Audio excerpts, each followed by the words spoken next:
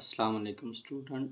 आज का हमारा जो टॉपिक है class 10th chemistry chapter 9th है। चैप्टर का नाम है केमिकल इक्विलिब्रियम। नेचुरल प्रोसेस है। इसमें हमारे पास the process in which we can take oxygen, ऐसा प्रोसेस जिसमें हम ऑक्सीजन लेते हैं फ्रॉम प्लांट, पौधों से, एंड रिलीज और खारिज करते हैं carbon dioxide. This carbon dioxide get the plant. ऐसा प्रोसेस है कि जिसमें हम कार्बन डाइऑक्साइड खारिज करते हैं जो कि प्लांट हासिल करते हैं, और प्लांट ऑक्सीजन खारिज करते हैं जो कि हम हासिल करते हैं। ये डायग्राम है। इसमें एक तरफ प्लांट है, दूसरी तरफ एनिमल्स हैं। तो हम प्लांट से क्या हासिल कर रहे हैं? ऑक्सीजन। प्लांट से क्या हम हासिल कर रहे हैं? और ऑक्सीजन। और ऑक्सीजन के बदले में हम उनको क्या दे रहे हैं? Carbon dioxide. ये एनिमल है। आप ह्यूमन भी लिख लें साथ में। ह्यूमन। प्लांट से हम क्या ले रहे हैं? ऑक्सीजन, और बदले में क्या दे रहे हैं उनको? Carbon dioxide. इसके बाद है reversible reaction and dynamic equilibrium. सबसे पहले हम डिस्कस कर लेते हैं reactant. The substance that are combined in a chemical reaction to make product known as reactant. ऐसी सब्सटेंस जो कि एक केमिकल रिएक्शन में आपस में मिलती हैं और हमारे पास प्रोडक्ट बनाती हैं, उसे हम क्या कहते हैं? रिएक्टेंट्स कहते हैं। Product, the net amount of the substance that obtained after the reactant react in a chemical reaction known as product। Net amount जो कि हम रिएक्टेंट के बाद जो हासिल करते हैं अमाउंट, उसे हम प्रोडक्ट कहते हैं। यानी कि रिएक्टेंट आपस में रिएक्ट करते हैं और उसके बाद जो प्रोडक्ट हासिल होती है उसे हम प्रोडक्ट बोलते हैं। Example of reactant and product की हम देख लेते हैं, उससे हमें क्लियर समझ आ जाएगी। आयोडीन हमारे पास एक रिएक्टेंट है, प्लस हाइड्रोजन हमारे पास दूसरा रिएक्टेंट है। जब ये आपस में रिएक्ट करते हैं तो हमारे पास प्रोडक्ट बनाते हैं ये hydrogen iodide. These are reactant. ये हमारे पास दोनों रिएक्टेंट है, और ये हमें जो हाइड्रोजन आयोडाइड हासिल हुई है ये हमारे पास क्या है? प्रोडक्ट है। इसके बाद है irreversible reaction. The reaction in which the product do not recombine to the reactant known as the irreversible reaction। ऐसा रिएक्शन जिसमें प्रोडक्ट दोबारा नहीं जुड़ते हैं, किसके लिए? रिएक्टेंट के लिए, उसे हम कहते हैं irreversible reaction. Characteristics of irreversible reaction क्या है?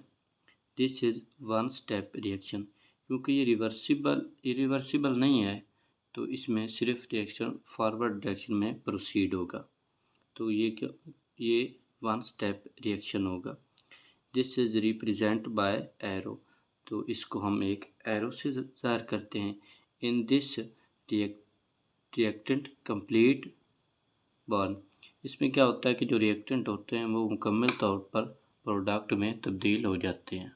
इसके बाद हमारे पास है reversible reaction. The reaction in which product recombine to the reactant known as reversible reaction. इसमें हमारे पास रिएक्टेंट से जो प्रोडक्ट बनता है वो दोबारा रिएक्टेंट में तब्दील हो जाता है, उसे हम कहते हैं रिवर्सिबल रिएक्शन। रिकम्बाइन मतलब दोबारा रिएक्टेंट में कन्वर्ट हो जाना, इसे हम कहते हैं रिवर्सिबल रिएक्शन। इसकी हमारे पास कैरेक्टरिस्टिक्स हैं। This is two step reaction as forward as reverse. ये दो स्टेप रिएक्शन है। इसमें फॉरवर्ड रिएक्शन भी प्रोसीड होता है और उसके बाद रिवर्स रिएक्शन भी प्रोसीड होता है जब हमारे पास प्रोडक्ट रिएक्टेंट में कन्वर्ट होते हैं। This is represent by double arrow. इसको हम डबल एरो से ज़ाहिर करते हैं। जैसा कि आप देख लें कि ये ऊपर वाला एरो फॉरवर्ड रिएक्शन को शो कर रहा है और नीचे वाला एरो रिवर्स रिएक्शन को शो कर रहा है। Let we have hydrogen as colourless. फर्ज करते हैं कि हमारे पास हाइड्रोजन है और वो कलरलेस है, एंड आयोडीन, और दूसरी हमारे पास आयोडीन है एज पर्पल, और उसका कलर हमारे पास पर्पल है, इन अ फ्लास्क, और उसे एक फ्लास्क में रखा हुआ है। दीज कैन रिएक्ट, ये आपस में रिएक्ट करते हैं, and net product is colourless as shown, और नेट हमारे पास जो प्रोडक्ट बनती है वो कलरलेस बनती है, जिसे हम हाइड्रोजन आयोडाइड का नाम देते हैं। ये हमारे पास दो रिएक्टेंट है, हाइड्रोजन है कलरलेस है, आयोडीन का कलर पर्पल है, और हमारे पास जो प्रोडक्ट बनाते हैं ये दोनों रिएक्टेंट मिलके वो हमारे पास कलरलेस है, जिसे हम हाइड्रोजन आयोडाइड कहते हैं। This is a forward reaction, ये हमारे पास एक फॉरवर्ड रिएक्शन है। When the hydrogen iodide is heated, जब हाइड्रोजन आयोडाइड को हम हीट करते हैं इन अ क्लोज फ्लास्क, एक बंद फ्लास्क में, द कलर इज अपीयर, तो हमें उसका कलर हासिल होता है। हाइड्रोजन आयोडाइड, इसमें हमारे पास ये रिएक्टेंट है और ये प्रोडक्ट है, ये कलरलेस है, हाइड्रोजन प्लस आयोडीन, ये हमारे पास पर्पल कलर इसका हमारे पास ऑब्टेन होता है। In this the hydrogen become the vapour, इसमें हमारे पास जो हाइड्रोजन है वो वेपर में तब्दील हो जाते हैं और हमारे पास आयोडीन का पर्पल कलर हमें ऑब्टेन होता है। This is a reverse reaction, क्योंकि इसमें जो प्रोडक्ट है वो दोबारा रिएक्टेंट में कन्वर्ट हो। इसके बाद है हमारे पास therefore known as reverse reaction, इसीलिए हम इसको रिवर्स रिएक्शन कहते हैं। रिएक्शन ऑफ CaCO3, हमारे पास CaCO3 है, कन्वर्ट हो जाता है CaO में प्लस CO2 में।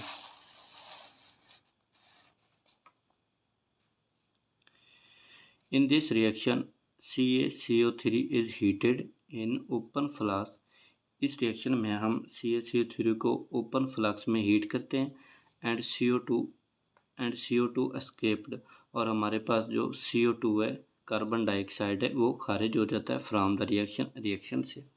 In this at the beginning, इस रिएक्शन में शुरू में forward reaction is fast, forward reaction की स्पीड बहुत तेज़ होती है, and the reverse reaction is slow, और रिवर्स रिएक्शन की स्पीड स्लो होती है।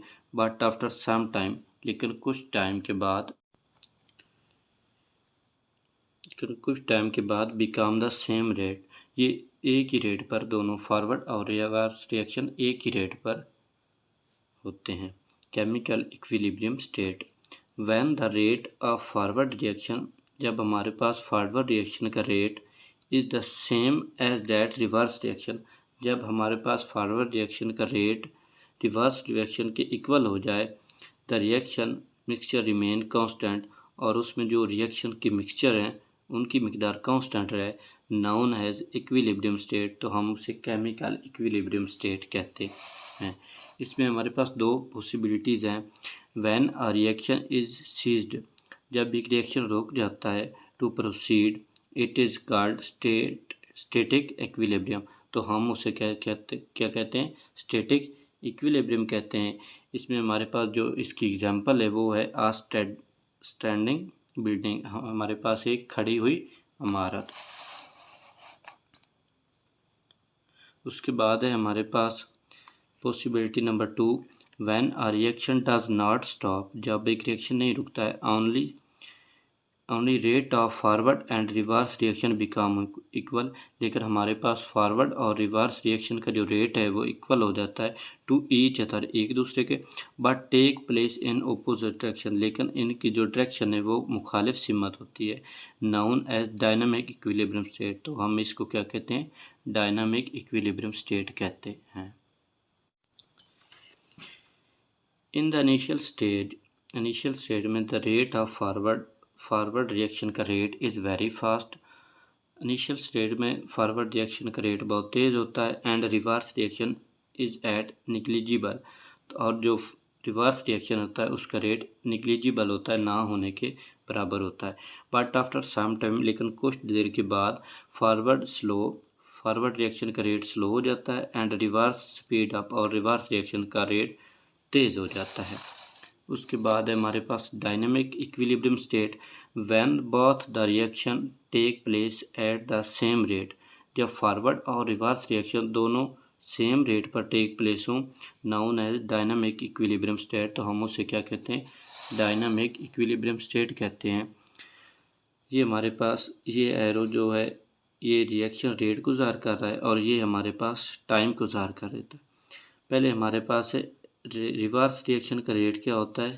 तेज़ होता है यहाँ पर, और जो फॉरवर्ड रिएक्शन का रेट है वो स्लो डाउन हो जाता है। एक पॉइंट आता है यहाँ पर, at this stage become equal. उस पॉइंट को हम क्या कहते हैं? डायनामिक इक्विलिब्रियम स्टेट कहते हैं, जब दोनों का रिएक्शन का रेट इक्वल हो जाता है। एट द बिगिनिंग, शुरू में कंसंट्रेशन ऑफ रिएक्टेंट की मकदार है हायर, ज़्यादा होती है, देन प्रोडक्ट। शुरू में जो रिएक्टेंट की मकदार है वो प्रोडक्ट से ज़्यादा होती है, then product. And the forward is fast, और फॉरवर्ड रिएक्शन का रेट तेज़ होता है। देन रिवर्स, किससे? रिवर्स रिएक्शन से।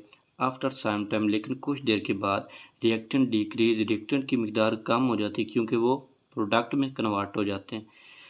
And the decrease reverse rate increase the both become constant. और हमारे पास क्या होता है कि रेट इंक्रीज हो जाता है और वो क्या हो जाता है? Become constant. लेकिन एक स्टेज आती है जिस पे कांस्टेंट हो जाती है। ये हमारे पास H2 है प्लस आयोडीन है, एक रिएक्शन है जो कि है फॉरवर्ड और रिवर्स है, क्या बनाते हैं? 2HI हाइड्रोजन आयोडाइड बनाते हैं। ये डिफरेंस आ गया हमारे पास फॉरवर्ड और रिवर्स रिएक्शन का। Reactant react to give product, इसमें फॉरवर्ड में क्या होता है कि रिएक्टेंट जो हमारे पास, फ़र्ज़ करें ये हमारे पास दो रिएक्टेंट है और ये हमारे पास किस में कन्वर्ट हो रहे हैं? प्रोडक्ट में। इसमें हमारे पास रिएक्टेंट प्रोडक्ट में कन्वर्ट हो जाते हैं। Product react to give reactant, इसमें हमारे पास ये जो प्रोडक्ट है ये दोबारा रिएक्टेंट में कन्वर्ट हो जाता है। लेफ़्ट टू राइट, ये हमारे पास लेफ़्ट टू राइट, इधर से यानी कि इधर जाता है, और ये हमारे पास राइट टू लेफ़्ट, इसमें दोबारा ये जो प्रोडक्ट है ये रिएक्टेंट में कन्वर्ट होते हैं। Initial forward rate is fast, इसमें इनिशियल स्टेज पे जो फॉरवर्ड रेट होता है वो तेज़ होता है। इनिशियल रिवर्स इज़ निग्लिजिबल, लेकिन इसमें क्या होता है कि जो प्रोडक्ट का रिएक्टेंट में कन्वर्ट होना है वो निग्लिजिबल होता है। स्लो डाउन, ये बेलतरतीब स्लो डाउन होता जाता है, और ये हमारे पास प्रोडक्ट रिएक्टेंट में स्पीड अप, ये हमारे पास तेज़ी से रिएक्टेंट में कन्वर्ट होते हैं। इसके बाद है हमारे पास microscopic characteristic of dynamic equilibrium. Equilibrium is only obtained in a close system, ये हमारे पास हमेशा हम किस में कर सकते हैं? एक क्लोज सिस्टम में कर सकते हैं, ना तो हम इसमें मज़ीद कोई किसी सब्सटेंस की मकदार ऐड कर सकते हैं और ना ही निकाल सकते हैं। At equilibrium same rate both but opposite direction, हमारे पास रिवर्स और फॉरवर्ड जो रिएक्शन होते हैं वो सेम रेट पे होते हैं लेकिन ऑपोजिट डायरेक्शन पे होते हैं। At equilibrium amount does not change as colour density, तो हमारे पास जो अमाउंट होती है वो हम चेंज नहीं कर सकते, जैसा कि कलर है या डेंसिटी है हमारे पास। इक्विलिब्रियम ऑब्टेन्ड इधर फ्रॉम द रिएक्टेंट और प्रोडक्ट, इक्विलिब्रियम किसी तरफ से भी हो सकता है, या तो हमारे पास रिएक्टेंट से की तरफ से हो जाएगा या प्रोडक्ट की तरफ से। डिस्टर्ब इक्विलिब्रियम कैन अगेन, अगर हमारे पास इक्विलिब्रियम डिस्टर्ब हो गया तो हम उसे दोबारा हासिल कर सकते हैं with condition as temperature and pressure, किसके ज़रिए? कंडीशन के ज़रिए, टेम्परेचर या प्रेशर के ज़रिए। तो ये था हमारा आज का पहला लेक्चर केमिस्ट्री का। उम्मीद है आपको ये लेक्चर पसंद आएगा। अगर पसंद आया तो इसे लाइक करें, शेयर करें अपने दोस्तों के साथ। अल्लाह ने के बाद।